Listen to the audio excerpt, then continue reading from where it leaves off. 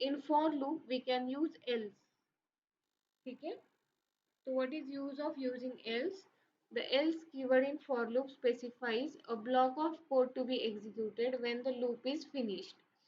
अगर सी पहले तो आप फॉर लूप के साथ एल्स लिख सकते हो, और वो एल्स कब एग्जीक्यूट होगा, जब आपका पूरा फॉर लूप कंप्लीट हो जाएगा, उसके बाद ये एल्स वाला पार्ट एग्जीक्यूट होगा।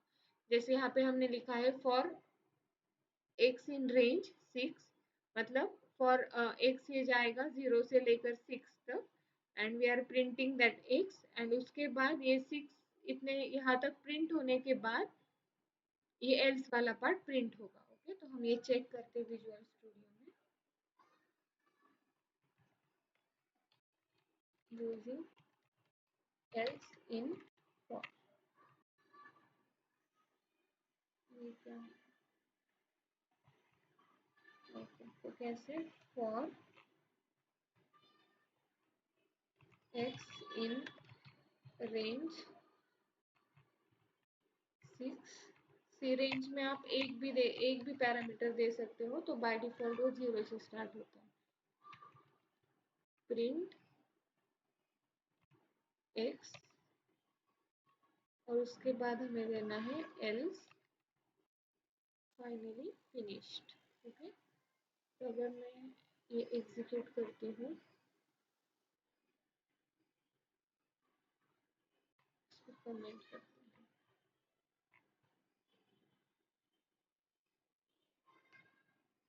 तो यहाँ पे आप देखेंगे 0 से लेकर 5 तक वैल्यूज प्रिंट हुए, और उसके बाद आया फाइनली फिनिश्ड, मतलब जब आपका ये फॉर लूप एंड होगा तब एल्स वाला पार्ट एग्जीक्यूट होगा। Got it?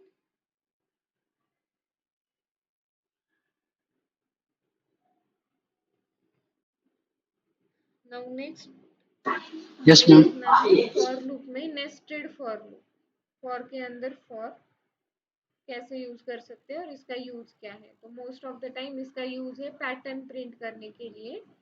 तो ये इसके अंदर आप फॉर लिखोगे, वो the inner loop will be executed one time for each iteration of outer loop, मतलब हर एक आउटर इटरेशन के लिए ये अंदर वाला उतनी बार एग्जीक्यूट होगा। ठीक है, बिकॉज ये for loop inner for loop हमने लिखा है आउटर फॉर लूप के अंदर।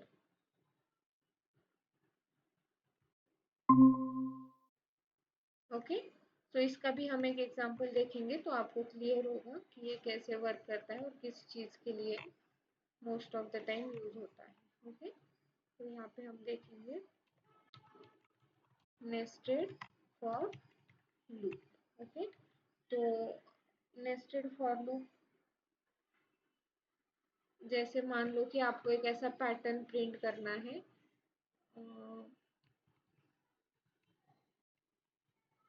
जैसे मैं यहाँ पे पैटर्न निकालती हूँ,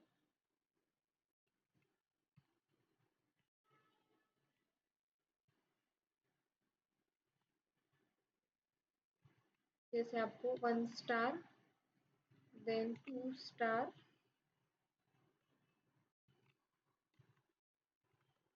3 स्टार, देन 4 स्टार, और उसके बाद 5 स्टार, ऐसा पैटर्न आपको प्रिंट करना है।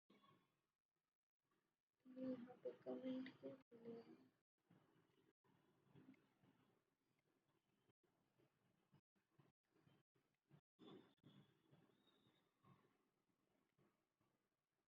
ठीक है, आया समझ में? अगर हमें ऐसा पैटर्न प्रिंट करना है तो इसके लिए हमें क्या लगेगा, यूज करके हम ये पैटर्न प्रिंट करेंगे।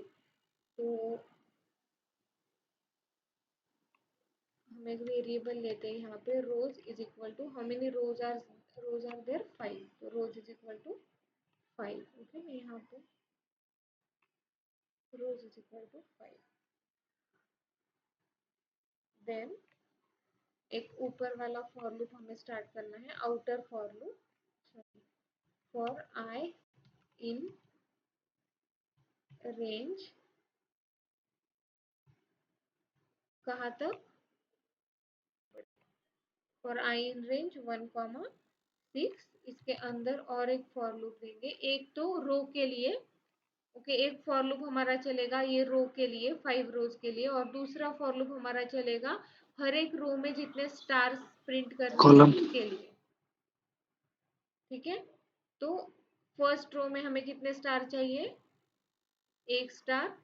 सेकेंड रो में 2 स्टार। तो ये जो आई है यही हम अंदर वाले फॉर लूप के लिए फॉर लूप में भी यूज करेंगे। फॉर जे इन रेंज 1 से स्टार्ट करेंगे, 1 से i+1 तक। आ रहा है समझ में? मतलब जब i 1 होगा तो हमें 1 से लेकर 1 तक, मतलब 1 स्टार प्रिंट होगा। जब आपका i 2 होगा, मतलब जब सेकेंड रो चलेगा, तो ये 1 से लेकर 3 तक, मतलब ये जो है यहाँ पे 3 वैल्यू होगा, तो मतलब वो 1 से लेकर 2 तक, तो 2 स्टार प्रिंट करेगा। आ रहा है समझ में? यहाँ पे हम करेंगे प्रिंट। हमें प्रिंट क्या करना है, स्टार स्टार। और हर ये फॉर लूप जब एंड होगा तब हमें एंड ऑफ द लाइन देना है, राइट? तो एंड ऑफ द लाइन के लिए पाइथन में हम लिखते हैं and is equal to empty.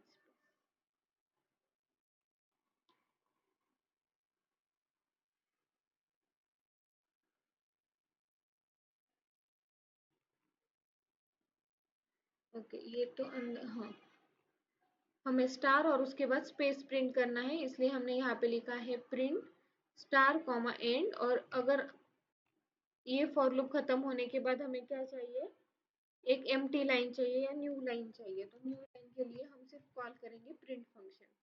तो इससे क्या होगा, क्योंकि मैं यहाँ पे कमेंट लिखती हूँ, न्यू लाइन, ये प्रिंट से न्यू लाइन होगा। और ये जो स्पेस है इससे हमें space between stars.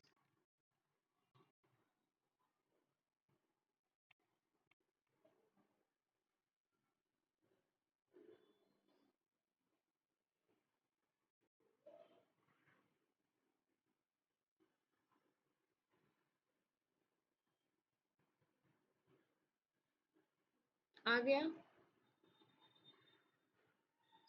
Any doubt in this?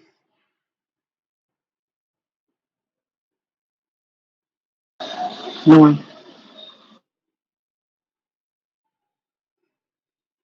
Okay, just a second, मुझे एक स्क्रीनशॉट लेना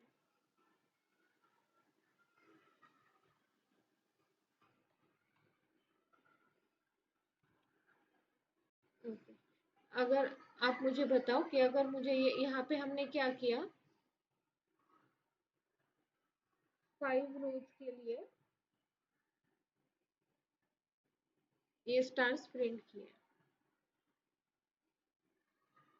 तो अगर मुझे 10 रोज के लिए चाहिए तो मुझे ये पूरा कोड चेंज करना पड़ेगा, राइट? यहाँ पे मुझे 6 की जगह पे 10 लेना पड़ेगा। रोज +1। तो आप यहाँ पे कितने भी रोज दो, जैसे मैंने 5 से कर दिया 10। ठीक है, तो ये अभी 10 रो तक प्रिंट करेगा। Got it? 10 से अगर मैंने कर दिया 6, 7, तो अभी मुझे हर एक टाइम पे ये फॉर लूप में कुछ चेंज करने की जरूरत नहीं है, राइट? मैं सिर्फ नंबर ऑफ रोज दूंगी और उसके अकॉर्डिंग ये फॉर लूप अपने आप चलेगा। Got it? बिकॉज हमने यहाँ पे उस वो कंसिडर रोज कितने हैं वो कंसिडर करके वैल्यूज दी थी +1, तो वैसे ही उसकी जगह पे मैंने क्या कर दिया, रोज +1।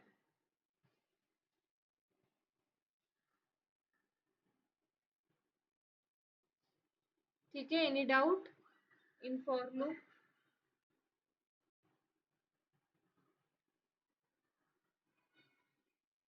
कंप्लीट कर लिया। अभी नेक्स्ट है while loop.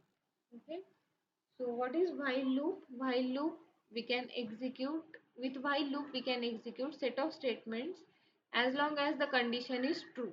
ठीक है, जैसे for loop में हम फिक्स नंबर ऑफ टाइम वो लूप इटरेट करते हैं या रिपीट करते हैं, वैसे व्हाइल लूप में आपको जितने बार चाहे उतने बार आप वो लूप इटरेट कर सकते हो या रिपीट कर सकते हो। जब तक कंडीशन ट्रू है तब तक वो लूप चलेगा। जब कंडीशन आपका फॉल्स हो जाएगा तो वो लूप बंद हो जाएगा या कंट्रोल लूप के बाहर आ जाएगा। ठीक है, तो व्हाइल लूप के लिए आपको जो कंडीशन देना है उसके लिए कुछ तो वेरिएबल लगेगा, तो वो वेरिएबल प्री डिफाइन होना चाहिए। So the while loop requires relevant variables to be ready. तो ये अगर एग्जांपल देखोगे तो यहाँ पे हमने टेम्परेचर वेरिएबल लिया है, राइट। अगर आपको व्हाइल लूप ब्रेक करना है तो व्हाइल लूप के अंदर आप ब्रेक स्टेटमेंट यूज कर सकते हो।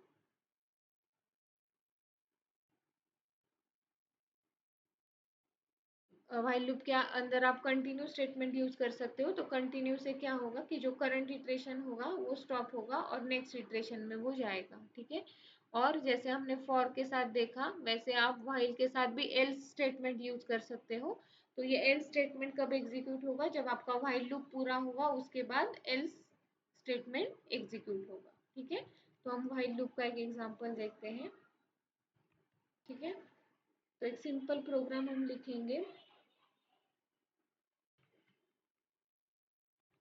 जैसे आई थिंक यहाँ पे भी कुछ प्रोग्राम था, तो हम यही कॉपी कर सकते हैं।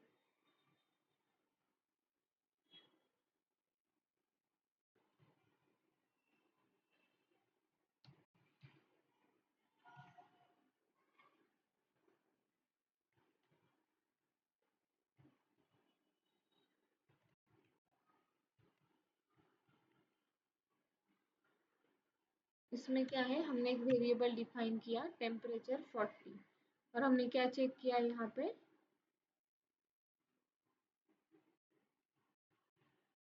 इसमें कुछ तो कैरेक्टर।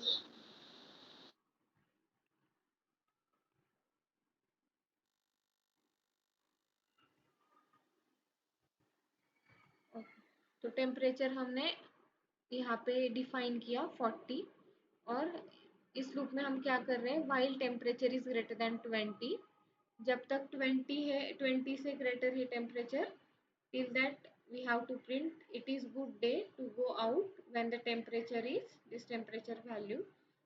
और जब एवरी टाइम हम क्या कर रहे हैं, temperature minus is equal to 1, मतलब टेम्परेचर से 5 माइनस कर रहे हैं। तो जब आपका टेम्परेचर 20 से नीचे आ जाएगा तो ये व्हाइल लूप ब्रेक हो जाएगा। जब तक आपकी ये कंडीशन ट्रू है तब तक आपका ये व्हाइल लूप चलेगा। ठीक है, तो हम ये व्हाइल लूप एग्जीक्यूट करते हैं।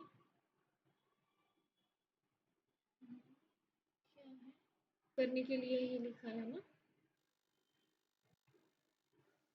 in every iteration we want to subtract 5 from temperature, right। अभी आप देख सकते हो सबसे पहले हमारा टेम्परेचर कितना था, 40। So it is saying it is good day to go out when temperature is 40। उसके बाद क्या हुआ, ये एग्जीक्यूट हुआ। इसमें क्या किया है हमने, temperature minus is equal to 5, मतलब temperature is equal to temperature minus 5। ये तो आपको पता होगा ना, इसका मीनिंग है, यहाँ पे लिखती हूँ मैं कमेंट में, temperature equal to temperature minus 5। Okay, so every time we are subtracting 5 from the temperature। अगर माइनस नहीं किया तो आपका ये लूप इनफाइनाइट चलता ही रहेगा। तो यहाँ पे व्हाइल लूप के अंदर आपको इंक्रीमेंट या डिक्रीमेंट करना पड़ता है, तो आपकी कंडीशन ट्रू या फॉल्स होगी, नहीं तो फिर आपका इनफाइनाइट व्हाइल लूप चलते ही रहेगा। ओके, तो पहले 40 था, उसके बाद 35 हो गया, फिर 30, 25, 20। Okay, so when it became 20, ऐसे। यस मैम, रन करके देखिए। नहीं, ऐसे कैसे चलेगा, टेम्परेचर की वैल्यू यहाँ पे तुम चेंज कर रहे हो ना, इक्वल टू के बाद अगर आप लिखोगे तो टेम्परेचर का वैल्यू हो जाएगा -5। एक बार तो ये एग्जीक्यूट होगा, उसके बाद टेम्परेचर की वैल्यू होगी -5, तो एक ही बार प्रिंट होगा और उसके बाद आपका लूप ब्रेक हो जाएगा। ओके, मैं बताती हूँ आपको, ये एग्जीक्यूट करते हैं। तो यहाँ पे क्या हुआ, एक बार प्रिंट हुआ जब 40 था उसके बाद आपने क्या किया, यहाँ पे टेम्परेचर की वैल्यू कर दी -5। तो -5 तो 20 से ग्रेटर नहीं है, मतलब आपका कंडीशन यहाँ पे फॉल्स हो गया और वो लूप के बाहर आ गया। पहले मैंने जो किया था उसका मतलब क्या था, टेम्परेचर -=5 का मतलब होता है कि टेम्परेचर से हमें 5 सब्ट्रैक्ट करना है। ये है उसका meaning, temperature is equal to temperature -1, मतलब जो अभी टेम्परेचर है उससे 5 माइनस करो और अगेन टेम्परेचर के वेरिएबल में ही स्टोर करो। ठीक है,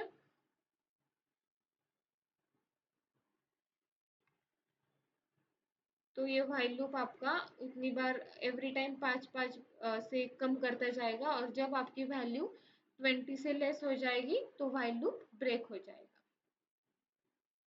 गॉट इट?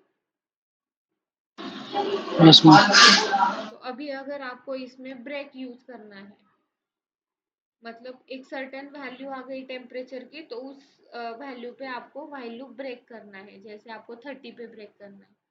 तो हम क्या करेंगे, यहाँ पे एक कंडीशन लिखेंगे, इफ टेम्परेचर इक्वल टू 30, और इसमें आपको लिखना है ब्रेक। ओके, तो ये क्या होगा, जब टेम्परेचर की वैल्यू 30 हो जाएगी तो लूप ब्रेक होगा, उसके आगे कोई भी वैल्यू प्रिंट नहीं होगी। ओके, तो हम चेक करते हैं।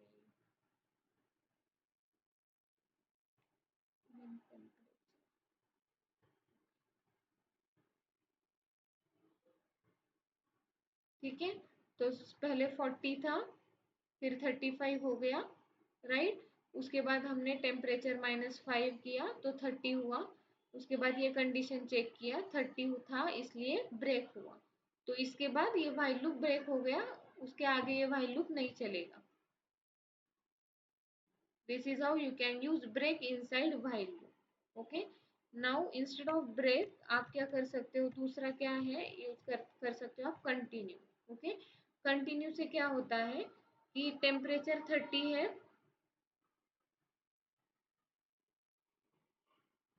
ओके,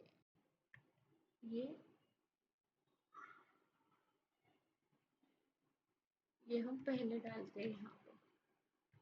तो इससे क्या होगा कि जब आपका टेम्परेचर 30 हो जाएगा तो कंटिन्यू, कंटिन्यू मतलब इसके आगे के स्टेटमेंट्स एक इटरेशन के लिए एग्जीक्यूट नहीं होंगे, लेकिन उसके बाद वो कंटिन्यू कर देगा।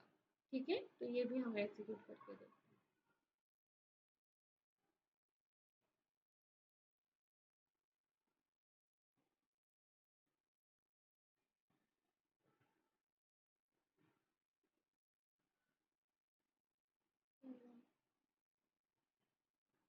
40, 30 के बाद तो ब्रेक हो गया। हाँ ठीक है, देखते हैं, एक मिनट चेक करते हैं। 40 हुआ, फिर 35, 30 होने के बाद ये कंटिन्यू हुआ। ओके, शायद ये नीचे हो गया। हाँ तो वो नीचे होगा यहाँ,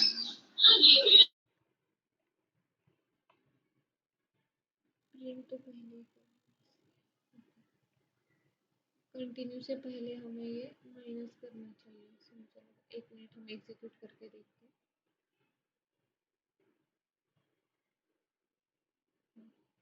नाउ यू कैन सी कि हम ये कंटिन्यू से क्या कर रहे हैं कि जब आपकी टेम्परेचर की वैल्यू 30 हो जाएगी तो आपको प्रिंट नहीं करना है कंटिन्यू, मतलब ये कंटिन्यू के बाद जो भी स्टेटमेंट्स है वो एग्जीक्यूट नहीं होंगे, डायरेक्टली वो नेक्स्ट लूप में जाएगा। ठीक है, और जब आप ब्रेक करते हो तो पूरा लूप ही ब्रेक हो जाता है, मतलब उसके बाद कुछ वैल्यू, मतलब लूप एग्जीक्यूट ही नहीं होगा। लेकिन कंटिन्यू से क्या होता है कि जो करंट इटरेशन होता है वो हम ब्रेक करते हैं, लेकिन बाद वाले जो होते हैं वो एग्जीक्यूट होते हैं। आया समझ में?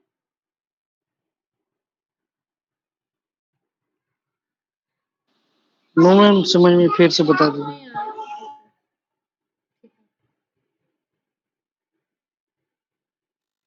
सी, जब हम कंटिन्यू करते हैं तो यहाँ पे देखो, सबसे पहले हमारी वैल्यू कितनी थी, 40। हमने उसमें से टेम्परेचर -5 कर दिया, 35, तो 35 प्रिंट हो गया। उसके बाद नेक्स्ट लूप में वापस हमने टेम्परेचर -5 किया, 20 तो 30 हो गया, राइट। तो 30 के बाद उसने ये कंडीशन चेक किया तो ये ट्रू हो गया, राइट। ये कंडीशन तो एवरी टाइम चेक होगा मतलब 35 भी हुआ तो भी ये कंडीशन चेक हुआ, लेकिन ये कंडीशन फॉल्स हुआ तो ये प्रिंट हो गया, राइट। अभी वैल्यू है हमारा 30, तो 30 पे ये कंडीशन चेक होगा तो ये ट्रू हो रहा है।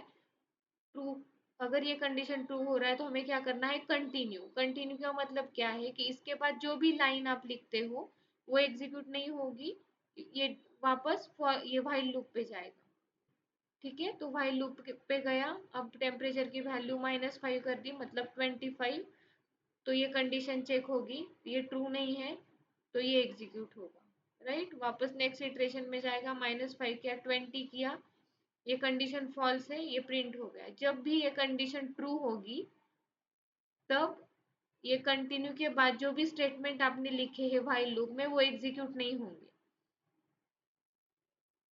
आया समझ में? ये है कंटिन्यू। कंटिन्यू से क्या होता है कि जो करंट इटरेशन है वो ब्रेक होता है, लेकिन आगे वाले जो इटरेशन है वो जैसे थे वैसे ही रहेंगे। लेकिन अगर आप यहाँ पे ब्रेक डालते हो तो ब्रेक से क्या होता है, देखो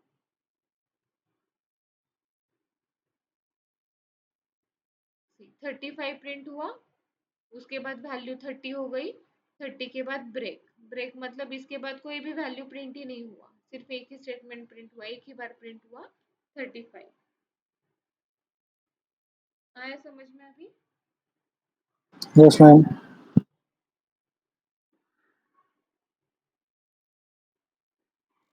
ओके, ये है ब्रेक और कंटिन्यू। ओके, नाउ और एक देखा था हमने कि आप फॉर लूप के साथ ये भी यूज कर सकते हो, else, right.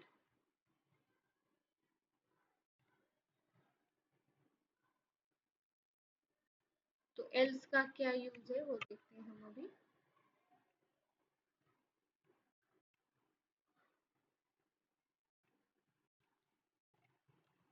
Else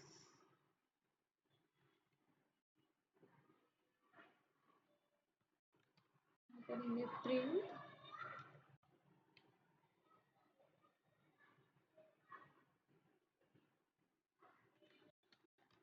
finished. Okay, तो जब आपका ये व्हाइल लूप कंप्लीट होगा उसके बाद ये एल्स वाला पार्ट एग्जीक्यूट होगा, ठीक है। लेट्स एग्जीक्यूट दिस,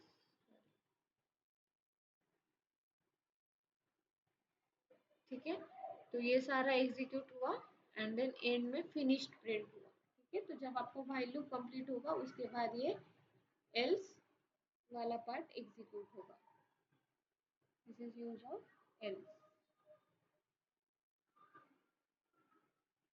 मैम पिछला बार जब रन किए थे तो ये 15 तक किया था, अभी 20 तक ही प्रिंट किया मैम। क्या हमने इसके पहले लिखा था, प्रिंट के पहले तो स्टार्ट वो 35 से हुआ था और 15 पे एंड हुआ था।